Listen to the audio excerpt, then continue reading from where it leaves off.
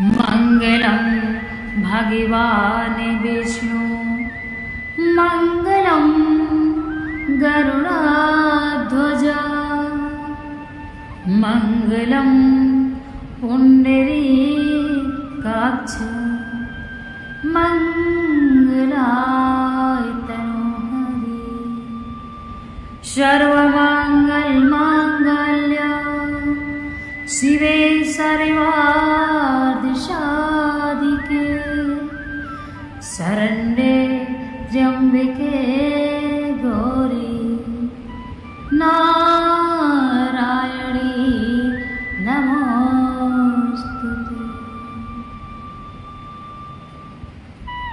हरे कृष्णा। संस्कार क्यों जरूरी है? जो माँ बाप अपने बच्चे को अच्छे संस्कार नहीं दे पाते हैं, उन बच्चों का जीवन व्यर्थ ही चला जाता है। मनुष्य की हमें योनि प्राप्त हुई है। मनुष्य की योनि में हमें यह सौभाग्य प्राप्त हुआ है कि इसी जन्म में हम ईश्वर को भी प्राप्त करने की क्षमता रखते हैं। भगवान भी मनुष्य की योनि पाने के लिए तरसते हैं, अर्थात देवता भी मनुष्य की योनि पाने के लिए तरसते हैं। हमको मनुष्य की योनि मिले और हम भगवान का नाम का जप करके भगवान के धाम को प्राप्त हों। तो जिस योनि के लिए देवता तरसते हैं वह योनि एक मनुष्य योनि है।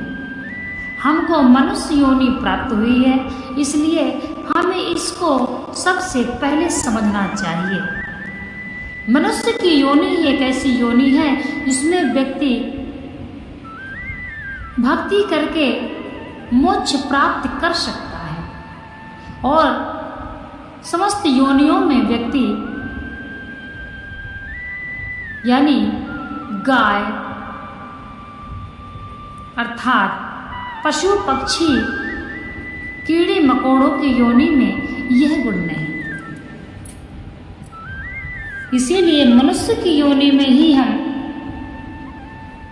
अपने जीवन की गति को सुधार सकते हैं। यदि माँ बाप अपने बच्चे को संस्कार नहीं देते हैं तो समझिए जीवन व्यर्थ चला गया। कहा गया है बुढ़ापे में संस्कार आपको रोटी देंगे, आपकी औलाद नहीं। इसका मतलब समझने का विषय है।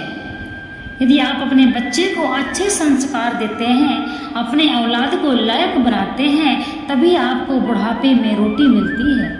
वरना यदि औलाद नालायक निकल गई तो माँ बाप को रोड पे छोड़ दिया जाता है। इसीलिए कहा गया है कि बच्चों को संस्कार हर माँ बाप को देना चाहिए और संस्कार के साथ साथ बच्चों को अपने धर्म के बारे में अवश्य समझाना चाहिए। इस संसार में माँ बाप बच्चे को अच्छे से अच्छा पढ़ाते लिखाते हैं, उसे सिर्फ इस योग्य बनाते हैं कि वह अपने जीवन में इतना कमा सके कि उसके पास पैसे की धन की कमी ना रहे। हमारा बेटा हमारी बेटी धनवान बन जाए, जिंदगी में इतना पैसा कमाए इससे हमारे बच्चों को कष्ट ना हो।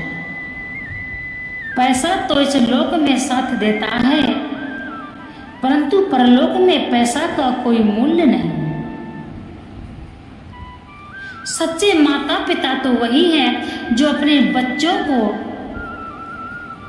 इस लोक के साथ साथ परलोक के भी बारे में समझाते हैं।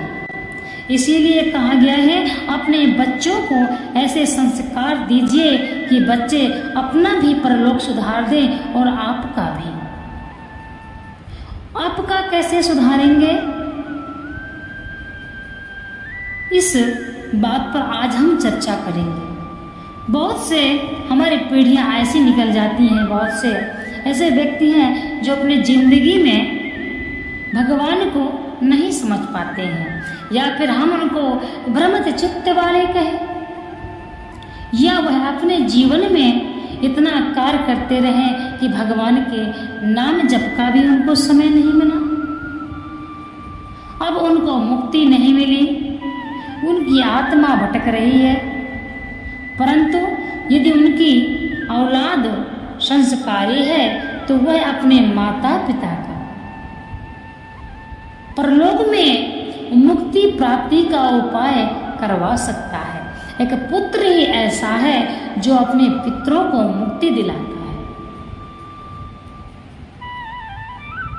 तो यह कार्य तो तभी कर सकता है आपका पुत्र जब आपने उसे यह संस्कार दिए हों, अपने धर्म के बारे में, परलोक के बारे में, भक्ति के बारे में, ईश्वर के बारे में, सृष्टि के बारे में भी समझाया हो।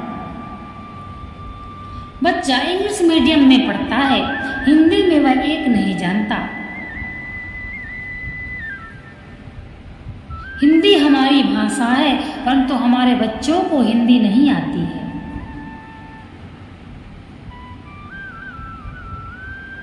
इसीलिए बच्चों को, हम भारतवासी हैं, भारत में रहकर अपनी भाषा जरूर आनी चाहिए।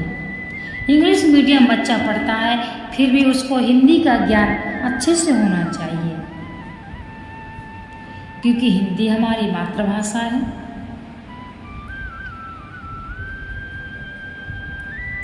इसीलिए अपने बच्चों को संस्कार देना चाहिए।